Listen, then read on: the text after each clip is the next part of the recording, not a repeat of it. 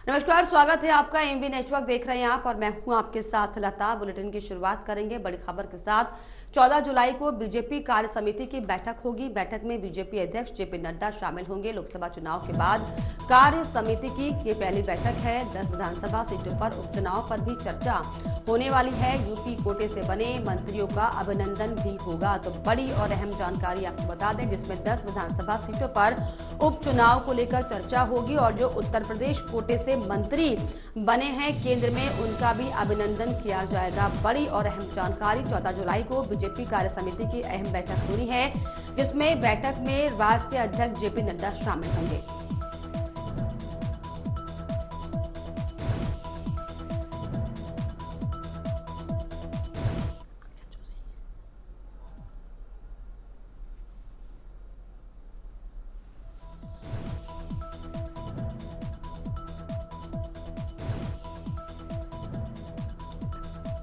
और इस पर ज्यादा जानकारी के लिए मेरे सहयोगी सिद्धार्थ प्रताप सिंह जुड़ गए मेरे साथ। सिद्धार्थ, खास अहम बैठक होने वाली है। 10 विधानसभा सीटों पर जो उपचुनाव होने वाला है, इस पर भी चर्चा होगी और जो यूपी कोटे से मंत्री बने हैं उनका भी अभिनंदन होगा। क्या कुछ जानकारी इसको लेकर?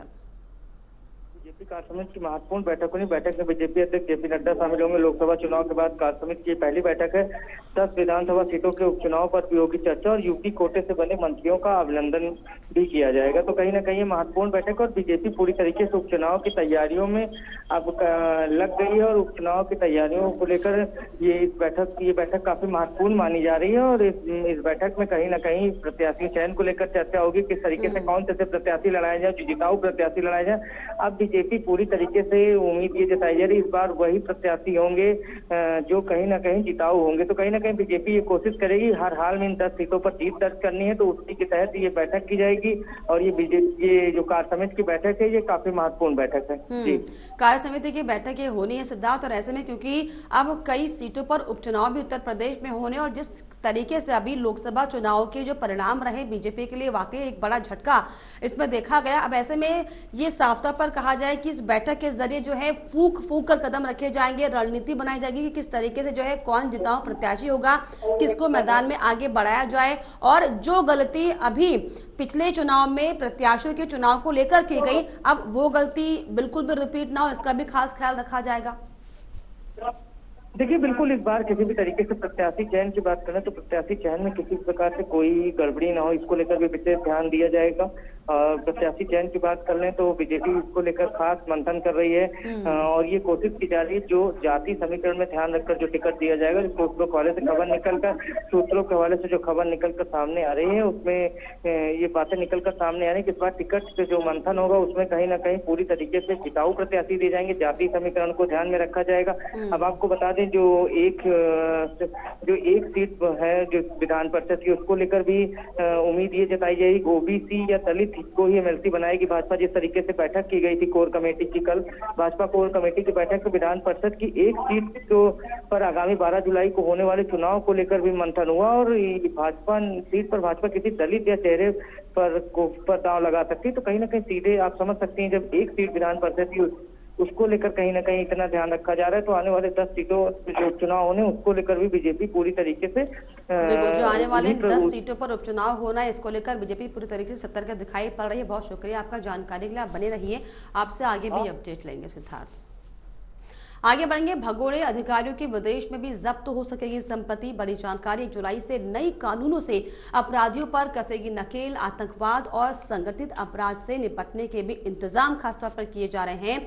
यूपी के तमाम अधिकारियों ने विदेश में ले रखी है शरण। नए अपराधियों ने दरअसल माफ कीजिएगा विदेशों में शरण ले रखी है। नए कानून से अब कानूनी शिकंजा कसने में और ज्यादा आसानी होगी।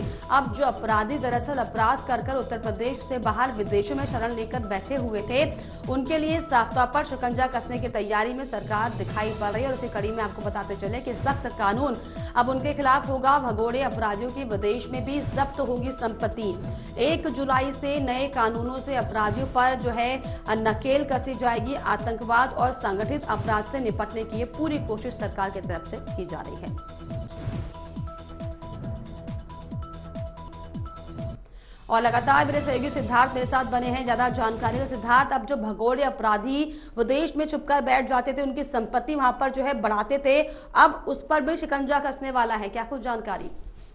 देखिए बिल्कुल, अब सरकार पूरी तरीके से इसको लेकर सकते हैं। जो लोग जो लोग गलत काम करते थे उसके बाद कहीं ना कहीं वो बाहर जाकर छिप जाते थे और वो अपनी संपत्ति को लगातार बढ़ाते थे। तो कहीं ना कहीं सरकार अब पूरी तरीके से सख्त हो गई है और सरकार अब इस मामले को लेकर नया कानून लाई है। 1 जुलाई से वो कानून लागू हो जाएगा और जो भगोड़े अपराधी हैं उनके खिलाफ कहीं ना कहीं पूरी तरीके से सख्ती बरती जाएगी।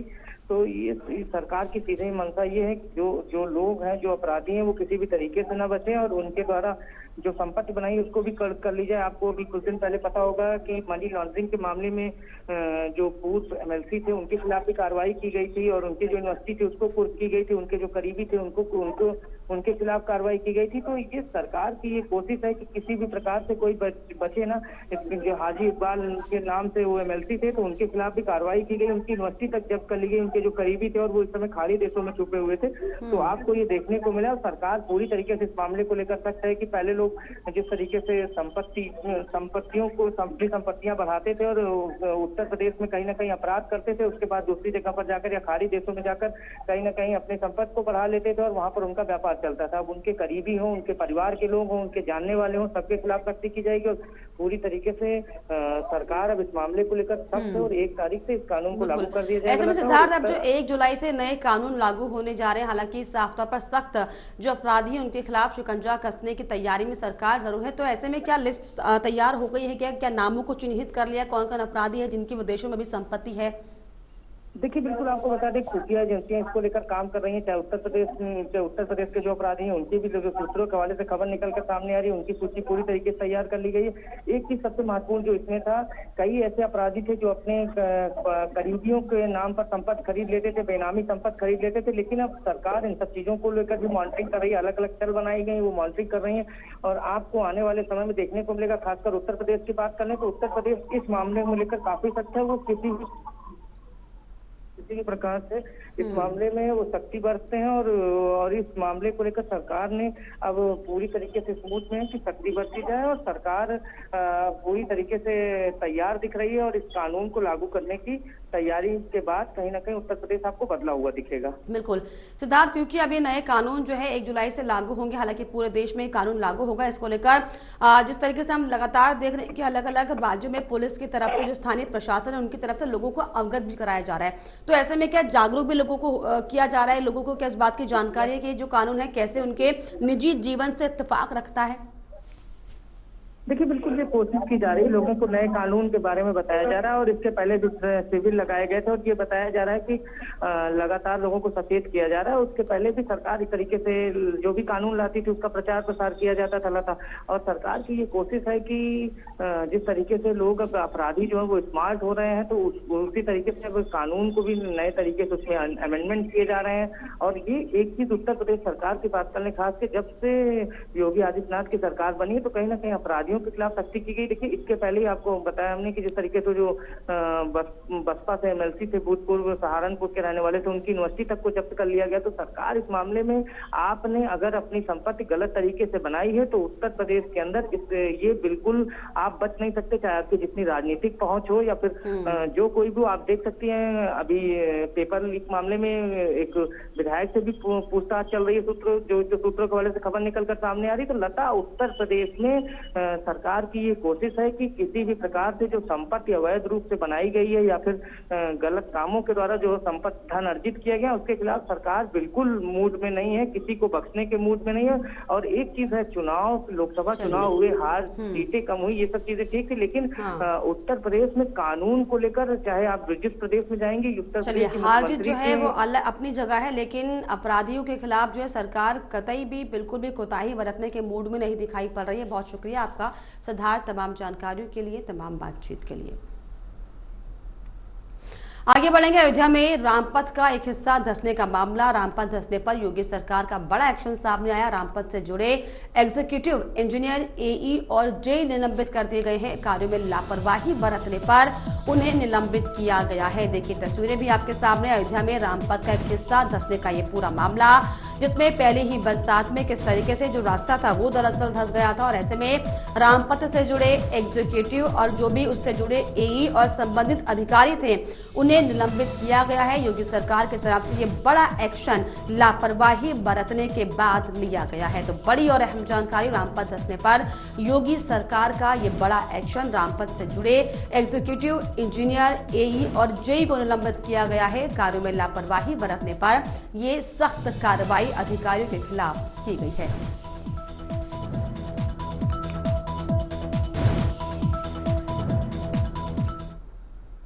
आगे बढ़ेंगे लखनऊ से एक और बड़ी जानकारी। माध्यमिक शिक्षक संघ का 2 दिवसीय धरना, पुरानी पेंशन समेत कई मांगों को लेकर ये धरना की दिया गया है। 18 जुलाई से 20 जुलाई तक आंदोलन होगा। 8वें वेतन आयोग के गठन को लेकर ये धरना दिया जा रहा है। जिला विद्यालय निरीक्षक के कार्यालय पर धरना प्रदर्शन, शिक्षक संघ ने बैठक में ये फैसला लिया है। बड़ी और अहम जानकारी, पुरानी पेंशन समेत कई मांगों को लेकर धरना प्रदर्शन दरअसल दिया जा रहा है। 18 जुलाई से 20 जुलाई तक आंदोलन किया जाएगा।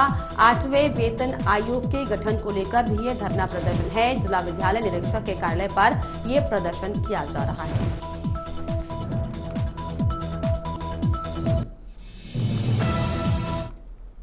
आगे बढ़ेंगे, धार्मिक न्याय समिति की बैठक कल है। श्री राम जन्मभूमि तीर्थ क्षेत्र ट्रस्ट होगा शामिल। 1 जुलाई से 25 पुजारी रामलला की सेवा करेंगे। बड़ी और अहम जानकारी, धार्मिक न्याय समिति की अहम बैठक कल होने वाली है। श्री राम जन्मभूमि तीर्थ ट्रस्ट का जो है आपको बताएं, 1 जुलाई से 25 पुजारी रामलला की सेवा करेंगे, पूजा अर्चना करेंगे। बड़ी और अहम जानकारी, धार्मिक न्याय समिति की अहम बैठक कल होने जा रही है, जिसमें दरअसल श्री राम जन्मभूमि तीर्थ क्षेत्र ट्रस्ट इसमें शामिल होने जा रहा है और 1 जुलाई से 25 पुजारी रामलला की सेवा करेंगे। कुशीनगर में पुलिस और पशु तस्करों के बीच मुठभेड़ हो गई, जिसमें पुलिस की गोली से एक पशु तस्कर घायल हो गया। पैर में लगी गोली से घायल पशु तस्कर सहित 3 तस्करों को पुलिस ने गिरफ्तार किया है। इस दौरान पुलिस ने तस्करों के कब्जे से 3 अवैध तमंचा, कारतूस और एक पिकअप वाहन से 5 गौवंश बरामद किया।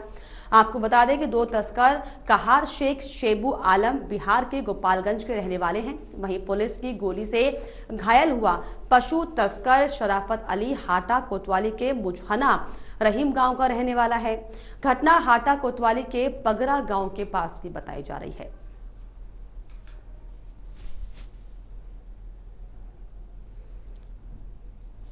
आजमगढ़ से सांसद धर्मेंद्र यादव शुक्रवार को 2022 विधानसभा चुनाव के दौरान आचार संहिता उल्लंघन के मामले में एमपी एमएलए कोर्ट बदायूं पहुंचे। कोर्ट ने सांसद धर्मेंद्र यादव समेत तमाम सहयोगियों को आचार संहिता उल्लंघन के मामले में दोष मुक्त कर दिया। समाजवादी पार्टी के आजमगढ़ से सांसद धर्मेंद्र यादव ने कहा कि मुझे खुशी है कि मुझे 2022 के मुकदमे में मुझे और मेरे सहयोगियों को दोष मुक्त कर दिया गया है। न्यायपालिका ही एक ऐसी व्यवस्था है जो विपक्ष के लोगों को सरकार से बचाने का काम कर रही है। इसीलिए हम लोग देश के संविधान की रक्षा के लिए दृढ़ संकल्प हैं। नीट की परीक्षा पर उन्होंने कहा कि आज मेरी तारीख भी थी और जिस वजह से मैं संसद नहीं पहुंच पाया, वहां हमारी पार्टी के राष्ट्रीय अध्यक्ष के साथ साथ सारे लोग मौजूद थे।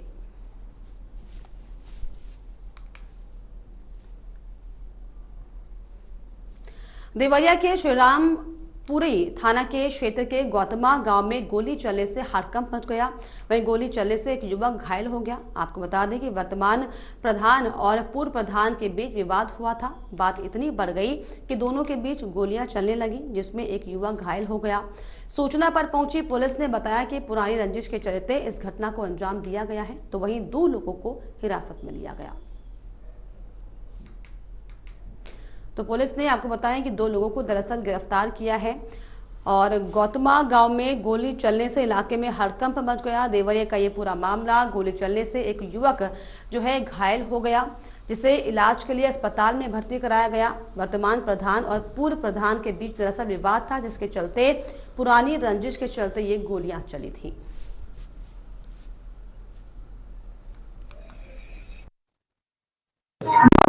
ग्राम गौतमा का मामला है। हम लोग का पंचायत वासुदेवपुर पड़ता है। हमारे चाचा इस समय प्रधान है। वो गांव समाज का रोड भरवा रहे थे और जिनको गोली लगा हुआ मेरे पिताजी हैं, वो प्रधान जी के भाई हैं। ठीक, तो आदमी गया पीछे से प्रधान जी को मुड़ी को मार दिया, तो उनका कपार फूट गया। जबकि उसको वहां बुलाया भी नहीं गया था जहां रोड भरा है, उसका खेत बाड़ी कुछ भी नहीं है। तो गांव के लोग बोले कि चलिए उनसे पूछिए कि वो मारा क्यों है। जब उसके द्वार पर लोग गए पूछने तो अपने छत पर चढ़ के और फायरिंग शुरू कर दिया। कम से कम 150-200 आदमी थे, उन लोगों के बीच में फायरिंग किया है। 3 आदमी का लगा है, जिसमें एक आदमी सीरियस है, एक तो औरत का लगा है, एक आदमी को और हल्का फुल्का लगा है। किस थाने का मामला है? श्री रामपुर थाना, जिला देवरिया का मामला है। मारने वाला आपको एक तो लड़का का नाम है मार्कंडे, एक तो का नाम है आपका किस चीज से फायरिंग हुआ है? और उसके यहाँ लाइसेंसी बंदूक है बड़ा वाला, जो पहले जमाने में उससे वो फायरिंग किया। 4 ठो फायरिंग किया। पहले को पूर्व प्रधान रहे हैं, उदय प्रताप यादव नाम है, उनका लड़का है मार्कंडे यादव। जनपद देवरिया के थाना श्री रामपुर क्षेत्र अंतर्गत गोतवा गांव के 2 पक्षों के मध्य जमीनी विवाद को लेकर आपस में मारपीट हुई, जिसमें एक पक्ष द्वारा फायर भी किया गया, जिसमें एक लोग के बाह में चोट आई है। स्थानीय पुलिस द्वारा 2 अभियुक्तों को हिरासत में ले लिया गया है। अभियोग पंजीकृत कराया जा रहा है, नियमानुसार आवश्यक कार्रवाई। अमेठी में मामूली विवाद के बाद एक युवक की हत्या से सनसनी फैल गई। ये पूरा मामला अमेठी थाना क्षेत्र के परसावा गांव का है, जहां के रहने वाले अजय सिंह के दोस्तों के साथ विवाद हो गया। इस दौरान दोस्तों ने पीट कर उसकी हत्या कर दी। तो वहीं पूरे मामले पर मौके पर पहुंचे पुलिस अधीक्षक अनूप कुमार सिंह ने घटना के जांच के आदेश दिए हैं और आरोपियों की शीघ्र गिरफ्तारी के निर्देश दिए।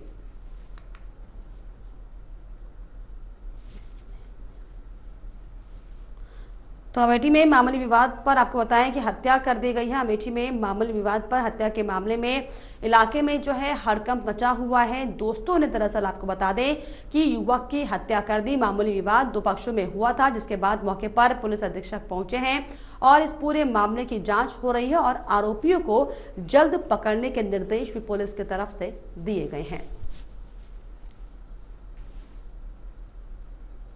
एक अजय सिंह है जिनकी उम्र करीब 45 साल है। वो अपनी अपाचे बाइक से आ रहे थे। रास्ते में उनका 2 व्यक्तियों के से गाड़ी हटाने को लेकर और रास्ता खाली करने को लेकर वाद विवाद हुआ और मारपीट हुई। मारपीट में उनके चेहरे और सर में चोटें आई।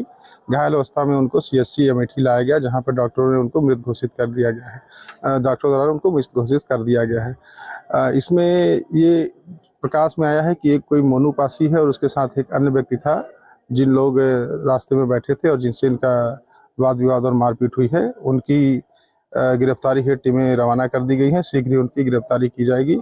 अभी इस प्रकरण में हम लोग आगे जो भी अग्रिम विधानिक कार्रवाई है वो सब कर रहे हैं। उत्तर प्रदेश में आए लोकसभा के चुनावी नतीजों ने सपा को एक नई सियासी उम्मीद दिखा दी है। सूबे की 80 लोकसभा सीटों में से बीजेपी 33 और सपा 37 सीटें जीतने में कामयाब रही। ऐसे में कन्नौज से लोकसभा सांसद चुने गए जाने के बाद अखिलेश यादव ने लखनऊ के बजाय दिल्ली को सियासी मैदान चुन लिया। उनके इस्तीफे के बाद करहल विधानसभा सीट खाली हो गई है। वहीं करहल विधानसभा उपचुनाव में सपा के उम्मीदवारों की दावेदारी भी तेज हो गई है। ऐसे में सबसे बड़ा सवाल यही है कि करहल विधानसभा सीट पर होने वाले उपचुनाव में अखिलेश यादव का सियासी फरक सपा में आखिर कौन होगा। जातिगत गणित से हर बार करहल की सियासत सपा के अनुकूल रही है। इसी के चलते ही अखिलेश यादव ने 2022 में अपने लिए ये सीट चुनी थी और अब उनके बाद करहल उपचुनाव के लिए सपा उम्मीदवारों को लेकर कयास लगाए जाने लगे हैं। मैनपुरी जिले की करहल विधानसभा सीट यादव बहुल है। यहाँ पर सर्वाधिक 1.25 लाख यादव मतदाता हैं। ऐसे में यहाँ पर सपा हमेशा जातिगत कार्ड्स ही खेलती रही है।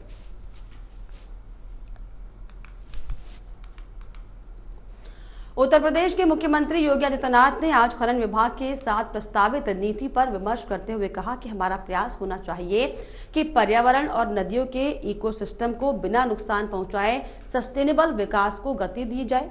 इस दृष्टि से एम-सैंड एक बेहतर माध्यम है। उन्होंने कहा कि नदी तल से प्राप्त होने वाली बालू की सीमित मात्रा और इसकी बढ़ती मांग के दृष्टिगत एम-सैंड को नदी तल से प्राप्त होने वाली बालू के विकल्प के रूप में बढ़ावा दिया जाना चाहिए। इससे रोजगार के भी नए अवसर सृजित होंगे।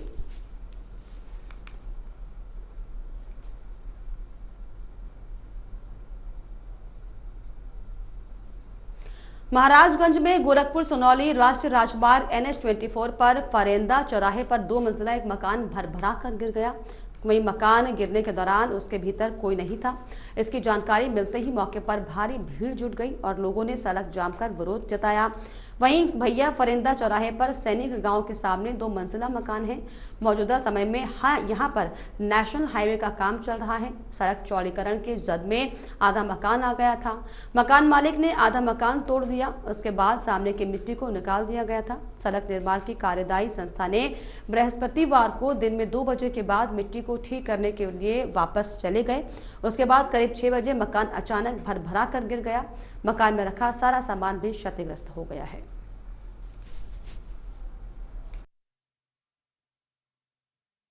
हम लोग अपने मकान में बैठकर खाना खा रहे थे और अचानक से छत गिर गई। किस वजह से गिरा है छत? बारिश की वजह से। पक्का मकान नहीं मिला है आपको? नहीं मिला है। शौचालय नहीं मिला है। कहाँ घर है आपका? बकुल्डी है। क्या नाम है आपका? नंदनी गुप्ता। क्या लोग हैं घर में आपके? 6 परिवार हैं। हाँ। क्या भाई हैं? एक भाई है। और बहन?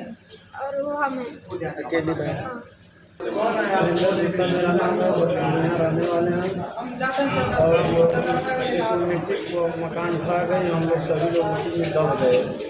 सरकारी आवास नहीं मिला आपको? नहीं। शौचालय नहीं, कोई नहीं दिया है। किस बिरादर से हैं आप? प्रतापगढ़ में पुलिस अधीक्षक डॉक्टर अनिल कुमार ने जिले में अपना कार्यभार संभाल लिया। 11 महीने चंदौली जिले में सफलतापूर्वक कमान संभालने के बाद अब उन्हें प्रतापगढ़ की जिम्मेदारी सौंपी गई है। कार्यभार संभालने के बाद पुलिस अधीक्षक ने जिले को अपराध मुक्त बनाए रखने को अपना मुख्य उद्देश्य बताया। उन्होंने कहा कि जनपद के अपराधियों की कुंडली बनाई जाएगी और अराजकता फैलाने वालों लोगों को कतई माफ नहीं किया जाएगा।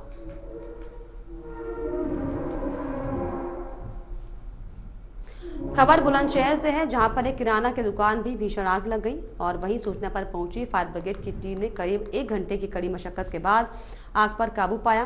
पीड़ित व्यापारी ने शॉर्ट सर्किट से आग लगने की संभावना जताई है। आग लगने से करीब 10 लाख रुपए का सामान आग की चपेट में आ गया।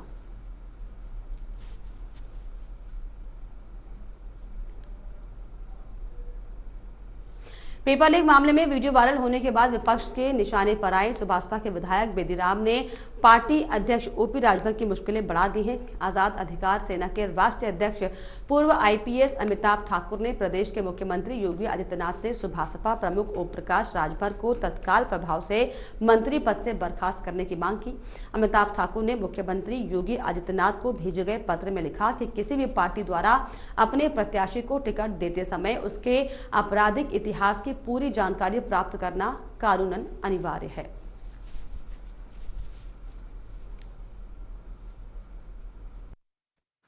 किसी भी प्रत्याशी को पार्टी का टिकट देते समय उस प्रत्याशी के समस्त आपराधिक मुकदमों की जानकारी कानूनन अनिवार्य है। बेदीराम ने 2022 विधायकी का अपना शपथ पत्र प्रस्तुत कर समय 8 पर्चा लीक के मामलों को स्पष्ट रूप से अंकित किया था। इन तथ्यों से प्रमाणित होता है कि सुभाषपा प्रमुख ओम प्रकाश राजभर को बेदीराम के 8 पर्चा लीक के मामलों की संलिप्तता की पूर्ण जानकारी थी। अब हाल में स्वयं ओम प्रकाश राजभर द्वारा बेदीराम को लोगों को सरकारी नौकरी दिलवाने की तारीफ करता हुआ जो वीडियो आया है, वह इस पूरे संदर्भ में उनकी भूमिका को और अधिक संदिग्ध बनाता है। और इसी के साथ इस बुलेटिन में फिलहाल इतना ही। देश और दुनिया की तमाम खबरों के लिए आप देखते रहिए एमवी नेटवर्क। नमस्कार।